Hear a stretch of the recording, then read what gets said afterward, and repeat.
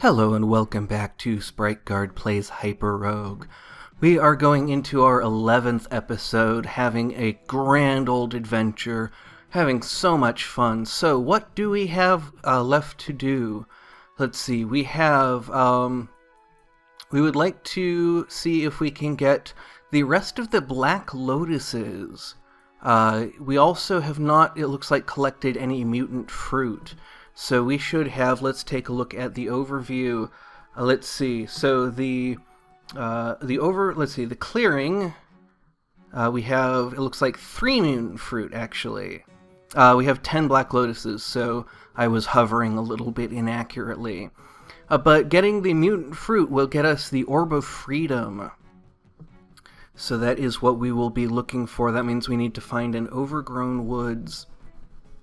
Let's see if we can do that. We also have the Emerald Mine available to us. Very tempting, because I have not done a Camelot quest in so very long. But I do want this episode to be a little bit on the shorter side. I want it to be a little bit quicker, because I know that fighting the giant ivy is going to take a lot of work. And it's going to take a long time. It is a big project that we're going to have to probably spread across multiple episodes, if not. I'm not sure exactly how I'm going to structure it just yet, but we may need to go into the overgrown woods a couple of times to find a couple of different clearings, depending on how things end up playing out.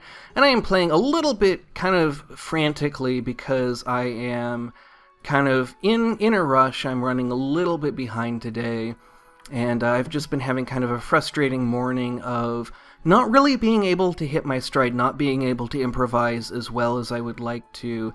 And so some episodes of stuff, some first impressions, and some just things that I would like to have been able to do, I just didn't have the opportunity to do because I just wasn't able to think clearly and sharply enough.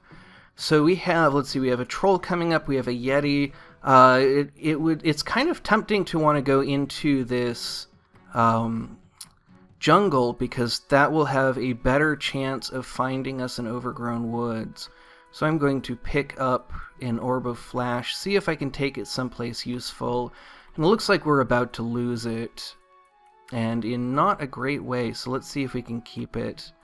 There we go.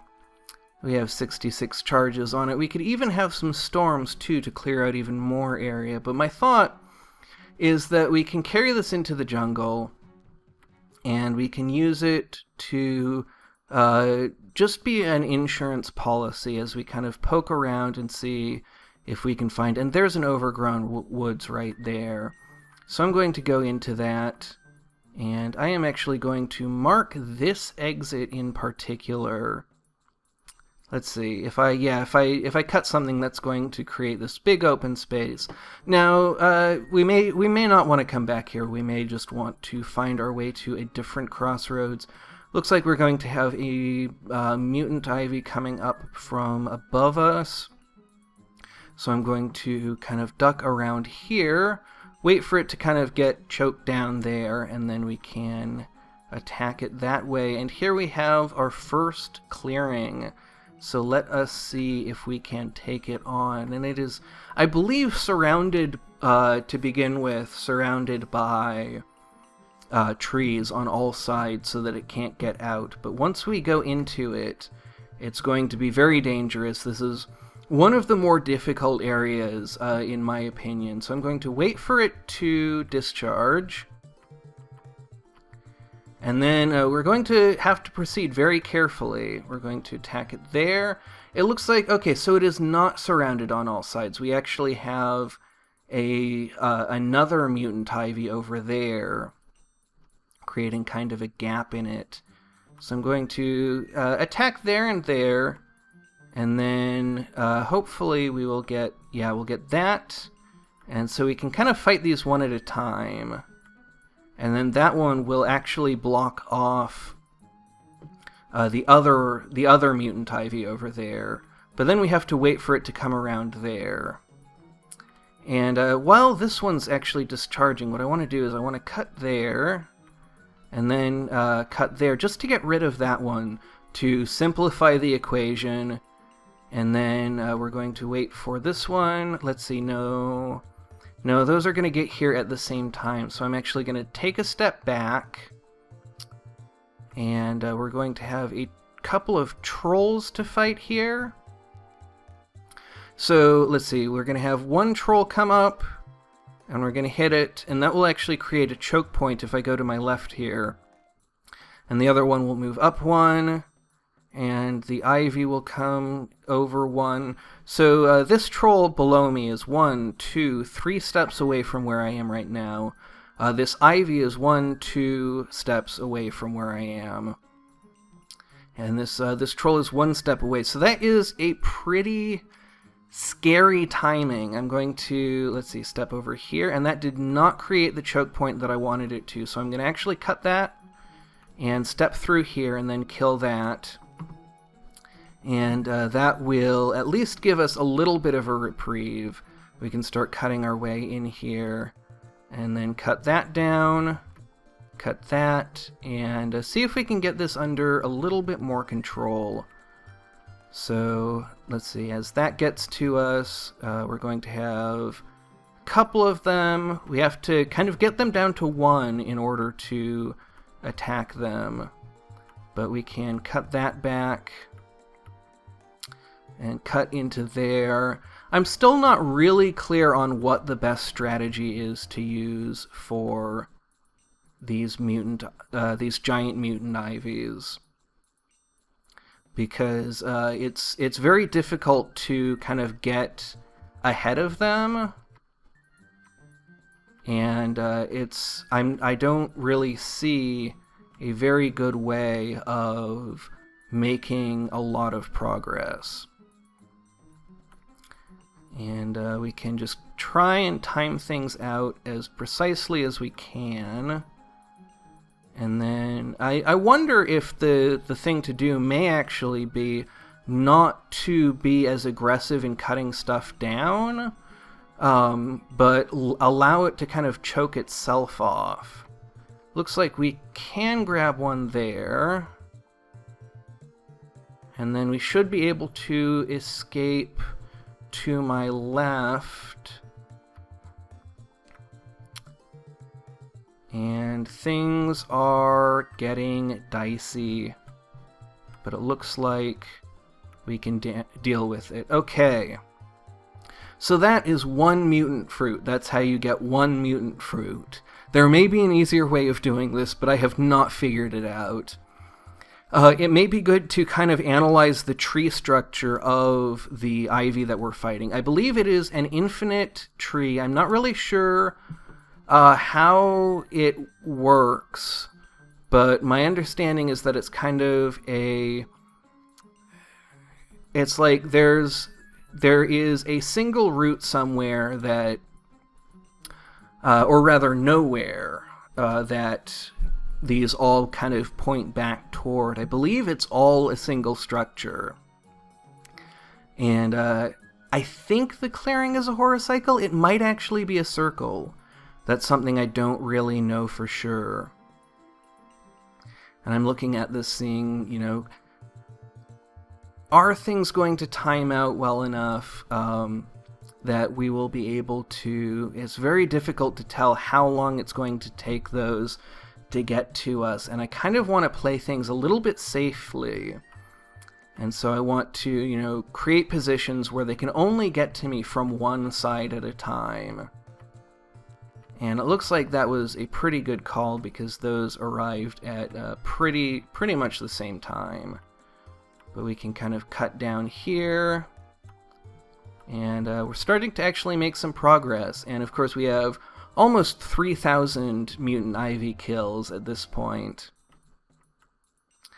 So when we cut things kind of closer down, further down the route like this, we can actually cut off some of the ivy branches that are growing towards us, like that one.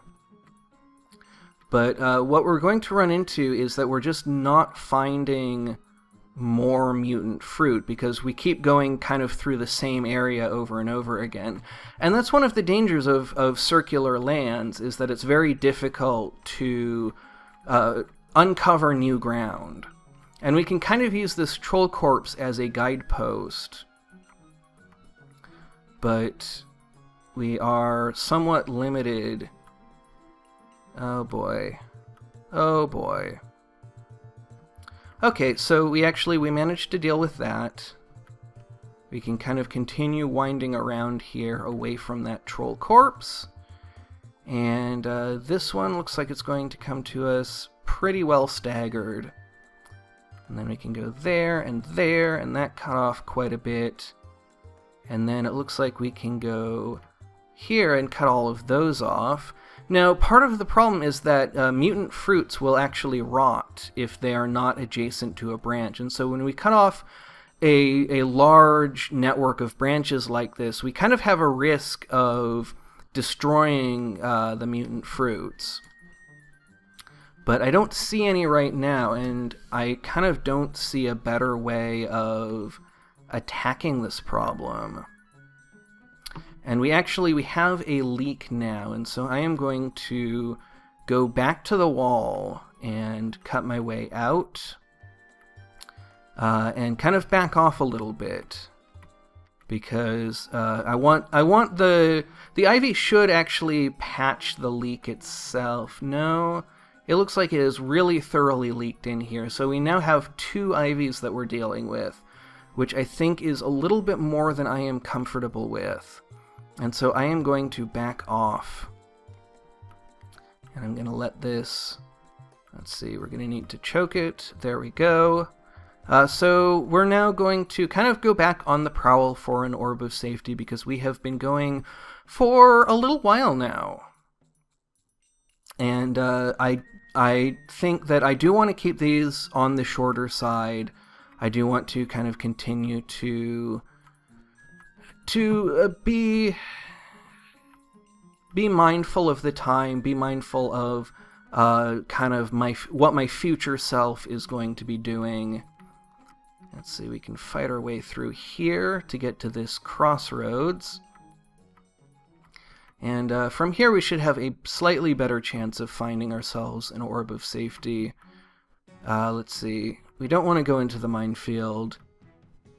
What do we have? Do we have anything? I do not see an orb of safety anywhere, so we may have to go a little ways. The Land of Eternal Motion is probably more likely to contain an orb of safety than the Crossroads Type 2, just because there's a lot more ground for us to cover.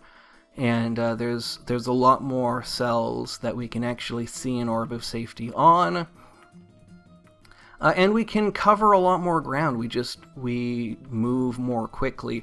However, I forgot that we have 25 treasures in this land, so we are going to be beset from all sides. And so it may actually be wise to try and find a hasty exit. And I'm trying to think, the Windy Plains is not really the kind of land that I want to escape into.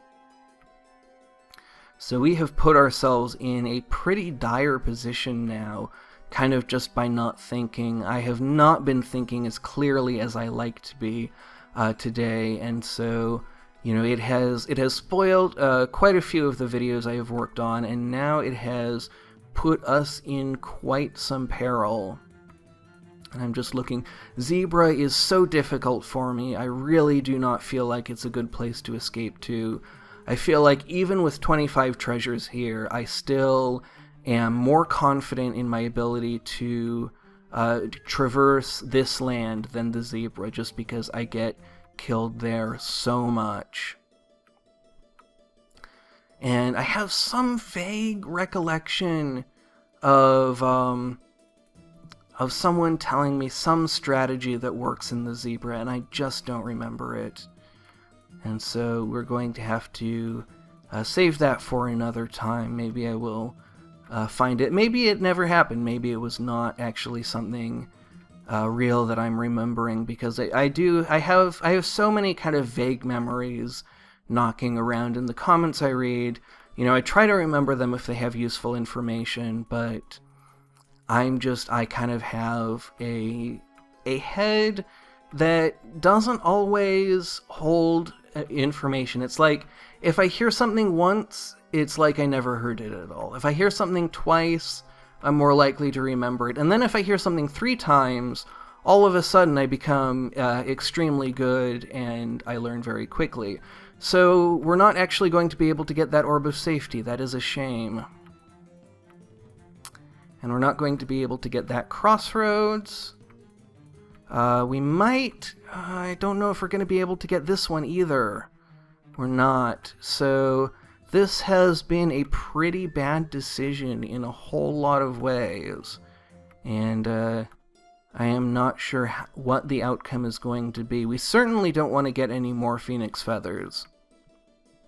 That would make things even more dire, and so I want to be really careful about avoiding them.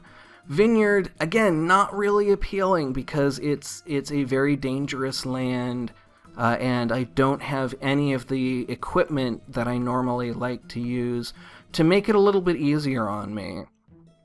And because we've been going so long, I kind of feel like I have this pressure to, let's see, how many garnets do we have? Looks like probably none, yeah. So I can actually do that fairly confidently, and then we can fight this dog.